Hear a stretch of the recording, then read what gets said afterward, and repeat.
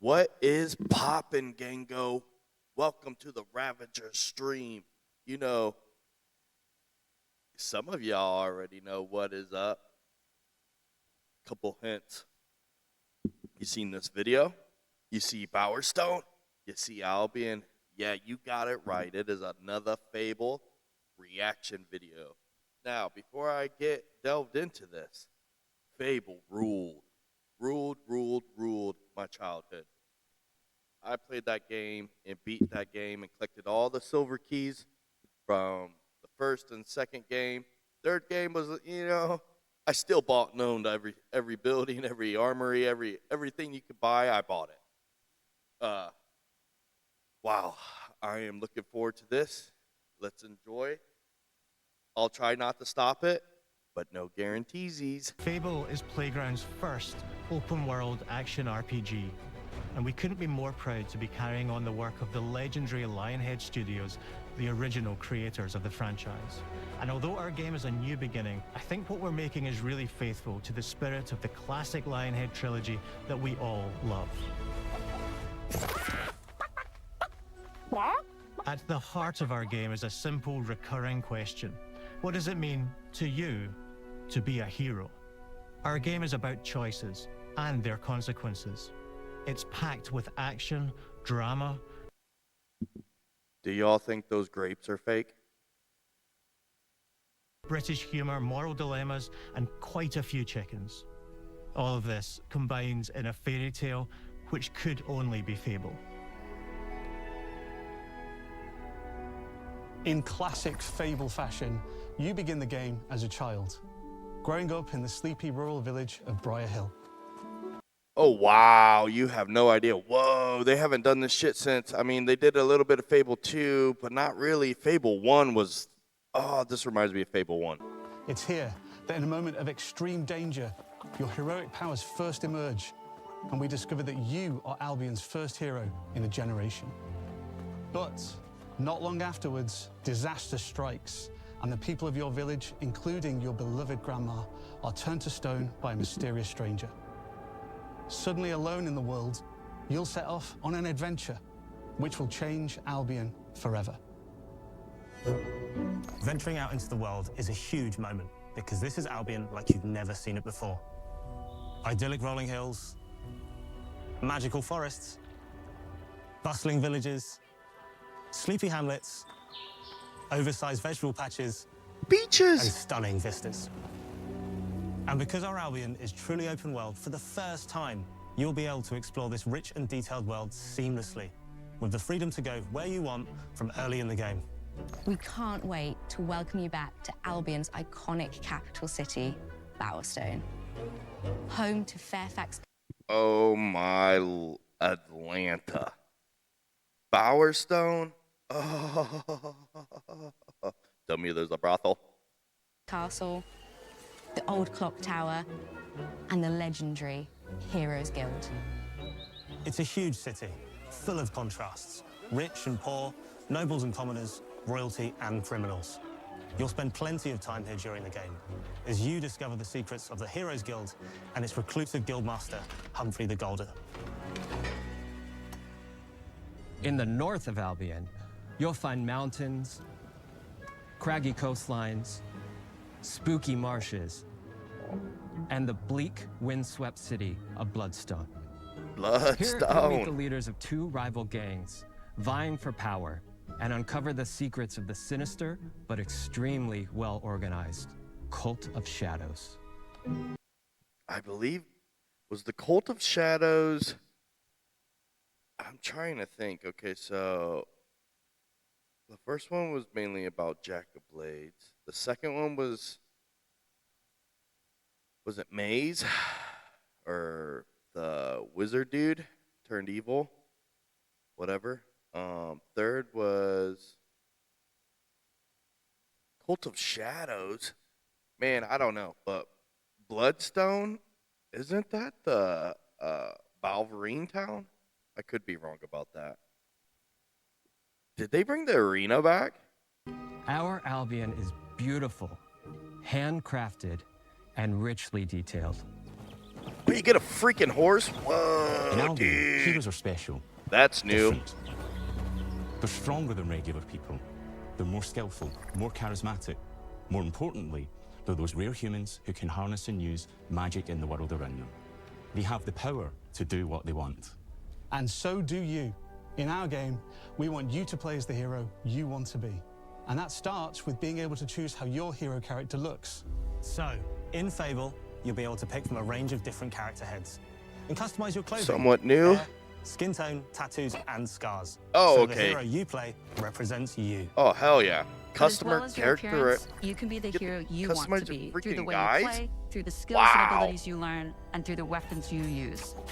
Ooh, look at Just that. like the classic trilogy, heroes in our game fight with a combination of strength, skill, and will.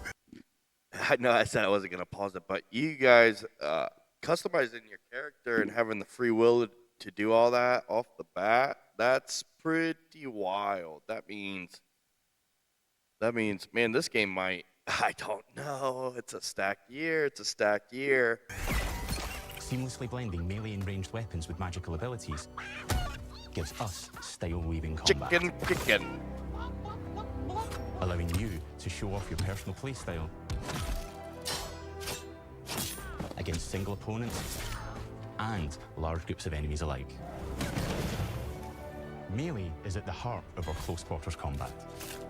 You'll use light and heavy combos, often knocking enemies off balance and executing stylish finishers. Swap to your ranged weapon to bypass enemy guard and deal with troublesome flying enemies. And of course, you'll be able to unleash your powerful spells to both manipulate and devastate your opponents. We're excited to be bringing back some fan-favorite adversaries for you to fight. The Hobbs! It's the Hobbs. Hobbs are back, as are Balverines, Hollowfolk, and Trolls. Let's go. Bandits? And we're adding brand new enemies too, like this fearsome cockatrice, a giant fire-breathing chicken. Each enemy family is different, with their own weaknesses to exploit and defenses to overcome. But with all the unique tools in your combat toolbox, how you defeat your enemies is up to you.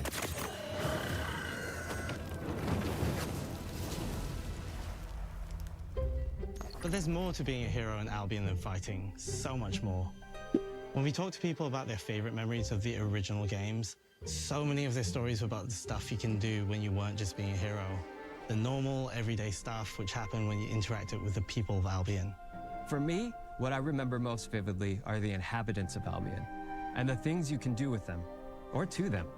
The crazy thing about the classic Fable games was that in the middle of a sprawling RPG was almost a complete other game where you could just mess around with the villagers and townsfolk. And we've built that same experience in the middle of our game too. Buying a house, getting a job, making some money. Romancing a villager, getting married, having kids. Fancy a date? Perfect. You can get to know me better. Buying another house. Also surreal. Buying every house in Albion. Yep.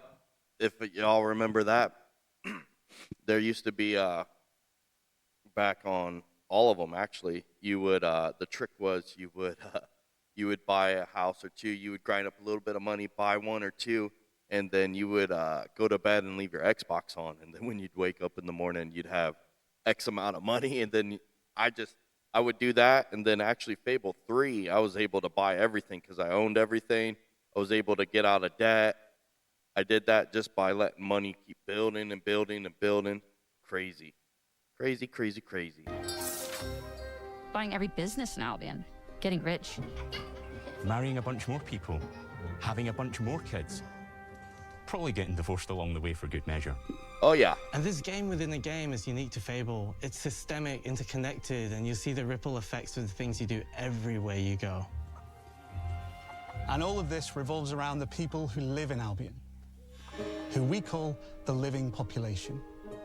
There are more than 1,000 of them, and every single one is unique. Each of them has a name, a role, a daily routine, and their own personality.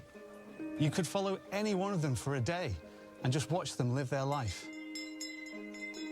They'll get up, go to work, spend some leisure time on hobbies, then go home to bed. But what's even cooler is that you can talk to every single one of them in fully voiced conversations and interact with them in loads of different ways.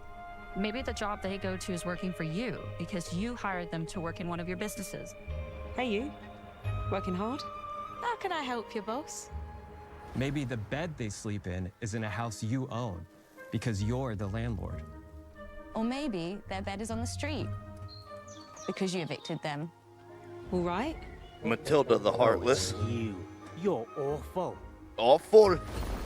And all of the stuff you Yeah, do evicted affects them. what they think of you. You're a legend. Because everything you do builds your reputation. Very impressive. Now that's an hero right there. Morality has always been super important to Fable. That tension between good and evil underpinned all of the original games. And morality is central to our game too. But we have a slightly different take on it. Chicken kicking. Ah, let's Morality go. isn't black I'm and kicking white. every freaking chicken in the game. You have There no are lots idea, of bro. grey areas. And importantly, morality is subjective. No two people see things exactly the same way. And that's how it works in our game too. Everything you do earns you a reputation. Your arse head. And every person in Albion will have a different reaction to you as a result. Hello there. Yeah, we get it. You're rich. They'll remember things you did directly to them. They think They'll you're a love rich you or twat. hate you for the choices you make, and they will always tell you why. Although, usually from a safe distance. Our game will never judge you. But the people of Albion will. Loudly. Imbecile. Your reputation smells like is shark. created by the choices you make, and you are going to make a lot of them. Big choices, little choices, moral choices, and some choices that will actually change the landscape of Albion for the rest of your game. We call this idea, your choices change the world. Let's give you an example. Early in the game, you'll meet a character named Dave, an egotistical gardener in a rural village who discovers a magical growth formula. He accidentally turns himself into a giant and becomes a big problem. It'll be your job to deal with him, and ultimately it will be your choice whether to kill him or to spare him. If you kill him, his giant corpse will lie on the farmland just outside of town for the rest of the game. That's And that is crazy. going to affect house prices. Y'all, that is nuts. You have no idea. Wow. I'm at least running through this game 4 or 5 times. At least. Don't talk to me. Because I'm taking a week off work as well. Also affect what a lot of the villagers think about you. Especially Dave's sister. In Fable, the choices you make will define you. What does being a hero mean to you? At Playground Games, we've built a pedigree for beautiful, immersive, open-world experiences. Yes, they've typically involved sports cars, but this is a passion project for all of us here. Every member of this team, which we've built from scratch, has 2 key things in common: a deep love for the franchise and a burning desire to bring it back. We're making this for Fable fans just like us, but also to introduce Fable to gamers who've never played the series before. It's been great to finally tell you a little about the game we're making. There'll be much more to share as we get closer to our launch. I'm excited to tell you today that Fable is coming to Xbox, PC, and PlayStation in autumn 2026. That's From not all of us here, thanks for watching. autumn. Wow. Wow. Autumn.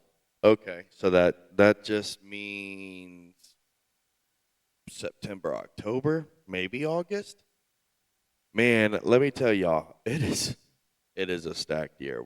We got Code Vein, we got Neo, we got Crimson Desert, we got Resident Evil, GTA, and now Fable, Black Myth Wukong, Phantom Blade Zero. Holy cow. What a year for gaming. Thank y'all for tuning in and watching this extended trailer with me. Once again, this is the Ravager stream. Subscribe, and I will keep putting out content. Thank y'all.